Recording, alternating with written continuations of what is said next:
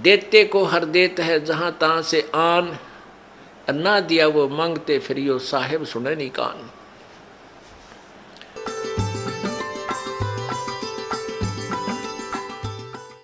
यहाँ तो परमात्मा के लिए वो प्यारी आत्मा आती है जो परमात्मा के अंश हैं, जो पिछले जन्मों से उनके चरणों में कहीं ना कहीं किसी ना किसी रूप में वो उनके साथ रहे हैं। अब वो पार हो नहीं पाए, अब भटक रहे हैं, उनको फिर परमात्मा अपने बच्चों को इकट्ठा कर रहा किसी ना किसी माध्यम से, कोई टीवी से, चैनल से, या किसी पुस्तक से, या किसी मित्र से, रिश्तेदार से, भाई बहन से अपना संदेश भिजवा कर इनको फिर शरण में ले रहा है। तो ऐसी प्यारी आत्मा जो परमात्मा के बच्चे यहाँ आते हैं और इनके लिए जो सेवा होती है, ये धर्म यज्ञ है। इस धर्म यज्ञ में आपका पैसा लगता है, इससे आपको पुण्य होता है, और जो पैसा आपका किराए में लगा वो भी आपका पुण्य के अंदर लगा। अब पुण्यात्माओं, जैसे जो अनजान व्यक्ति हैं जिनको इस मार्ग का पता नहीं, वो मंगलवार को 100 रुपये का प्रसाद बांटनी है, वो तो वहीं तक सीमित है। हम भी ऐसे ही थे जब तक ज्ञान नहीं था। मंगलवार के दिन 100 रुपये का प्रसाद बांटा करते, घने उमंग भर जाती तो 5.25 का बांट देते, बहुत खुशी होती, तो ना तो उसने बहुत गुणा पुण्य मान लेते थे। अब परमात्मा कहते हैं, जिन हर जैसा सुमरिया बैता को तैसा लाभे, ओसा प्यास न भागे ही जब लग दसे नहीं आबे। कहते हैं जिसने जैसा भगवान की भक्ति सेवा दान किया उसको उतना ही लाभ मिलेगा। ओस चाटन ते प्यास नहीं बुझ सकती, वो तो गिलास पीना पड़ेगा गट गट गट जब प्यास बुझेगी। तो ये जो स्वाप का प्रसाद 100 रुपया पल्ले बांध लिया माता का हमारे नहीं हो जा, और ये छोटे मोटे जो दान हम करा करते, ये तो ओस चाटन वाली बात थी। और अब यहाँ आपने गिलास के गिलास पीने पड़ेंगे, और देगा वही परमात्मा। आप देखना खेल मालिक का भगवान क्या किया करता है। अभी तक हम परमात्मा से सुख लेने के लिए पहाड़ों पर चढ़ गए, बर्फों पर चल पड़े, मालिक वहाँ मिलेगा उस मंदिर में, हम चले गए वहाँ मिलेगा, वहाँ पहुँच गए, कोई संत मिला उसके पास जाने की चेष्टा की, लेकिन वो चीज़ नहीं मिली। अब आपको वो वस्तु मिलेगी जिसकी गुण गाया करते थे, जिसकी आपको चाह थी, तड़फ थी, और जिसके विषय में सदग्रंथ संकेत किया करते थे। भगवान ऐसा करता है, भगवान कोढ़ी को स्वस्थ कर देता है, अंधे को आंख दे सकता है, बांझ को पुत्र दे देता है, निर्धन को धनी बना दे, कंगाल को राजा बना दे, और हर तरह के सुख भगवान ही दिया करता है। तो वो परमात्मा आपको अब मिलेगा, वो ही आपको सुख मिलेंगे जो भगवान दिया करता है। क्या बताते हैं, पर्वत पर्वत में फिरा भाई कारण अपने राम, फिर राम जैसे संत मिले जिन सारे सब काम। परमात्मा की चाह में अपने संकट निवारण के लिए पर्वत पर्वत घूमा फिरा, कहीं भगवान मिल जावे, और ऐसे संत मिल गए जहाँ मेरे वो भगवान जो काम करता है और वो काम वहाँ हो गए हमारे। तो कहते राम जैसे संत मिला जिन सारे सब काम। तो पुण्यात्मा, यहाँ आपको वो सुख होंगे आप सोच नहीं सकते, क्योंकि हम भगवान इतनी तो समझते हैं कि भगवान हमें सर्व सुख दे सकता है, लेकिन वो हो कहीं से नहीं रहे थे। अब आपको यहाँ से वो सुख होंगे जो आप सोच नहीं सकते कि ऐसा क्या भगवान वर्तमान में भी कर रहा है। तो ऐसे संत मिले तो हमें वो सुख हुए। परमात्मा जैसे ही संत मिले जो परमात्मा सुख देता है, तो आपको इस दास के माध्यम से कबीर भगवान परमेश्वर जी आपको वो सुख देंगे जो भगवान दिया करता है, क्योंकि वो पूर्ण परमात्मा है। जो ऐसे व्यक्ति हैं जो इस तत्व ज्ञान से परिचित नहीं है, वो क्या कहते हैं, क्या सोचते हैं कि भी तुम जाते हो, महीने में 2 बार जाते हो, महीने में 1 बार जाते हो, किराया भी लगता है, काम भी आपका, कार्य भी आप छोड़कर जाते हो, तुम क्यों अपना नुकसान कर रहे हो। अब पुण्यात्माओं, अब उनको तो ज्ञान नहीं इस बात का, वो तो बालक है, अनजान है। जैसे एक कोई शहर का बाबू था, शहर में ही, बड़े शहर में वो पला, वहीं जन्मा पला बड़ा हुआ, नौकरी योग्य हुआ, उसकी नौकरी, उसकी सर्विस लगी रूरल क्षेत्र में, गांव में, और वो अपनी ड्यूटी ज्वाइन करने के लिए गांव में कार्यवर्ष जा रहा था। वहां पर एक खेत में किसान हल जोत रहा था बैलों से और गेहूं बीज रहा था। अब उस शहर के बाबूजी ने तो वो गेहूं अपने घर में देखे थे और एक ठेके में, एक टैंकी में, उसमें से माँ निकाल कर देती थी, नौकरानी आटा पिसवा लाती थी और माता बना के भोजन दे देती थी। वो बाबूजी खा कर और बड़ा हो गया था। उसने ये नहीं पता था ये गेहूं कैसे उत्पन्न होता है, कैसे बनता है। और जैसा भी अपना व्यवहारिक ज्ञान उसको था कि भाई गेहूं की बड़ा अभाव है अपने भारत में और इसको बर्बाद नहीं करना चाहिए, बड़े संभाल के रखना चाहिए, क्योंकि वैसे माता पिता भी कहते हैं भाई अन्न को बर्बाद नहीं करना चाहिए, बड़ा ये जीवन दाता है। तो वो भी भावना उसमें थी।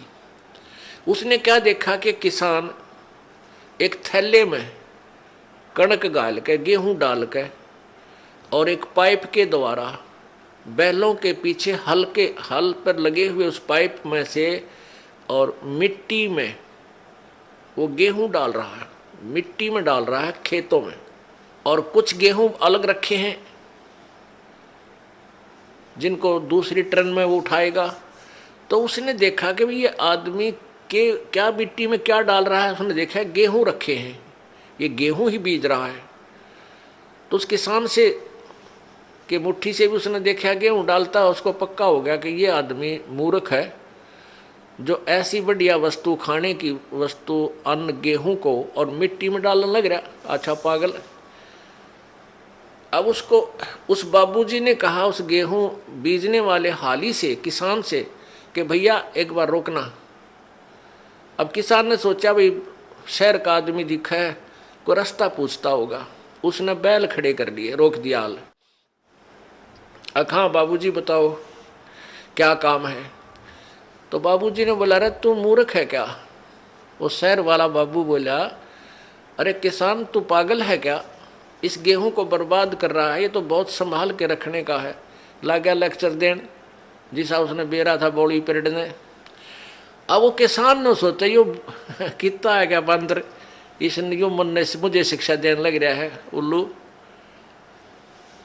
वो समझ गया कि उन्हें बोतड़ू है कह लेने दे इसने सारी। वो जब सब अपनी शिक्षा दे चुका, जब पहले उसकी मूर्खता पर उसको पता लग गया कि भाई इसने पता ही नहीं होगा इस प्रोसीजर का, तब उस किसान ने उसको समझाया कि भगत जी बात सुन, मैं गेहूं को बर्बाद नहीं कर रहा, ये बर्बाद जो मैं करता हुआ नजर आ रहा हूं ये मुझे आबाद करेगा। ये गेहूं देख, 1 एकड़ में 40 किलो डालूंगा, 40 किलोग्राम, और एक ट्रैक्टर की ट्राली भर के ले जाऊंगा, इतना इसमें धन होगा मुझे।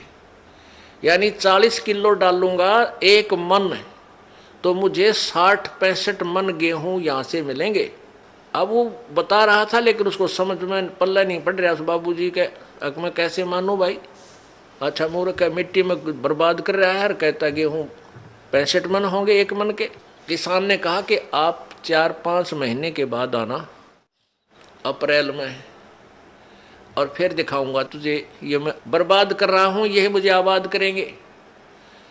अब वो चला गया। वो फिर आया इसी प्रकार अप्रैल के महीने में। उसने देखा, किसान ने उसको दिखाया कि 1 कनक का दाना डाला था और कम से कम 10-12 ये गुच्छा बन गया, देख नीचे से, और प्रत्येक पौधे के ऊपर 1-1 बाली आई है, एक बाली में 30-40 दाने हैं। उसने ऐसे करके वो दिखा, देख बाबूजी। तब उसकी चौंध टूटी, भाई आप ठीक कह रहे थे। तो पुण्यात्माओं, जो आज आप दान कर रहे हो, किसी प्रकार यहाँ भगवान के दरबार में आने का आपका किराया तक भी आपके पुण्य में लिखा जाएगा। और जो अनजान है वो तो ऐसा समझ लो जिसने कभी देखा ना हो गेहूं उत्पन्न कैसे होते हैं, उस 4 मन गेहूं को ही चिपटा बैठा रहा, उसी को सुरक्षित रखे, आगे कहाँ से मिलेंगे उसको। तो आप जो पुण्य कर रहे हो, ये दान कर रहे हो, यही आपको आबाद करेगा।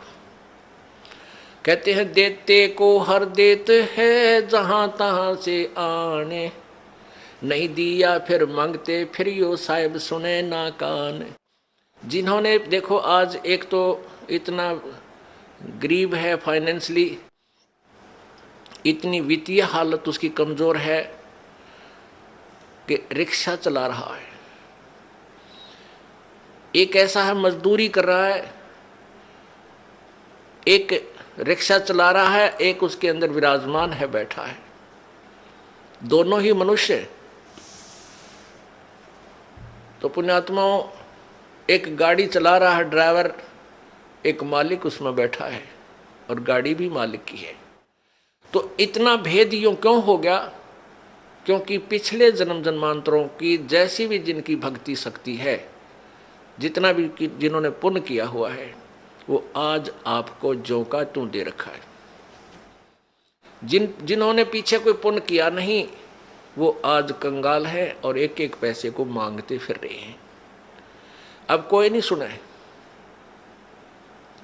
अब देते को हर देत है। जिन्होंने दान किया उनके ठाट ठाट कर रखे हैं। छोटा सा बच्चा बिजनेस में लग जाता है और चारों तरफ से उसके पूरी प्रोग्रेस हो जाती है, विकास होता है, क्योंकि उसने पिछले जन्म में पुण्य कर रखे, वो भगवान दे ही देगा, उसमें टोटा होना ना दे उसके।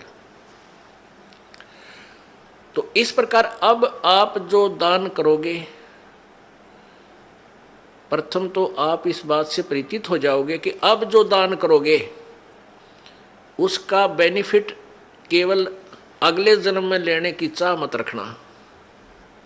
आप जो भी पुण्य करोगे या भक्ति करोगे, अपना जन्म मृत्यु का रोग कटाने के लिए ही करना। फिर रही बात आपको यहाँ की सुविधाएं, ये तो अपने आप मिलेंगी। ये भक्ति का जो बाई प्रोडक्ट है, यहाँ की सुविधा तो आपको फ्री ऑफ कॉस्ट देगा। ये भक्ति की विधि ऐसी है, ये भक्ति का वो यथार्थ वे है, पूजा का साधन है, जिससे आपको यहाँ की सुविधाएं तो अपने आप मिलेंगी, मांगने की आवश्यकता नहीं पड़ेगी आपको। जैसे गेहूं बीज दिया किसान ने, अब किसान का प्रथम उद्देश्य है कि भाई गेहूं हो, मेरा बालक मेरा परिवार भूखा ना मरे, हम जीवित रहें, अन्न को खाएं। और उसके साथ फिर भूसा और बन गया, वो तूड़ा बन गया, तूड़ा जिसको चारा बोलते हैं पशुओं का, वो तो पहले बना। उसका उद्देश्य केवल ये था कि मुझे गेहूं मिले।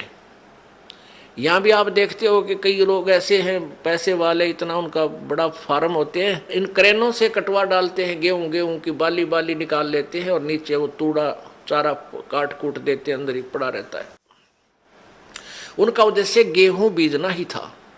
और वो जो तूड़ा है, वो चारा, वो फ्री में होता है, वो अवश्य ही होगा।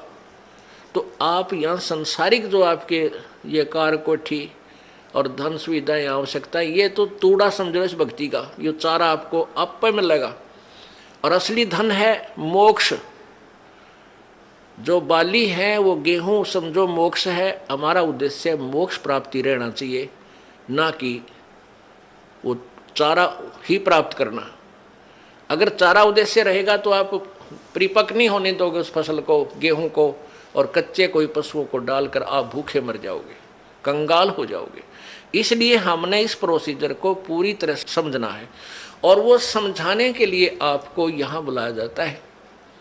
अब बताओ, हमने आपको यहाँ बुलाकर क्या क्या कराना है? कोई काम नहीं, कोई सेवा नहीं। सेवा तो हम आपको तैयार करें पावा सारी, बच्चे लग रहे हैं यहाँ, पुण्यात्मा जिनको पता लग रहा है कि ये सब अपने भाई हैं, सतलोक के वासी हैं। अब ये भूल भटक गई, यहाँ काल के जाल में फंसे हुए हैं, और इनकी जितनी हम सेवा करेंगे, ये मालिक के बच्चे हैं, परमात्मा लाभ देगा सेवा करने वालों को। और आपकी फिर यहाँ ऑपरेशन होगा मोतियाबिंद का। तुम कहाँ फंसे हुए हो, क्या करना था, यहाँ आए किस लिए थे, तुम कर क्या रहे हो? कोटि जन्म तन भर मत होगे, कुछ ना हाथ लग्या रे, कुकर शुकर खरबा बोरे, कौआ हंस बुगारे। करोड़ों जन्म हो गए तो आप जी ने यही कर्म करते हैं ना, अभी तक कुछ भी पल्ला ना पड़ा। आज कोई फैक्ट्री मालिक का मृत्यु हो जा, कल गधा बन गया, ओ तेरे की। फिर कभी मनुष्य जीवन मिला, फिर कोई पुण्य किया, फिर मनुष्य जीवन मिला, जब वो उसको फैक्ट्री मालिक बना देगा, और फिर मृत्यु। इस जन्म मृत्यु के रूपी रोग से मुक्त होने के लिए आप जी ने इस ज्ञान को समझकर इस भक्ति मार्ग को उसी उद्देश्य से ग्रहण करना चाहिए जो इसका मूल उद्देश्य है।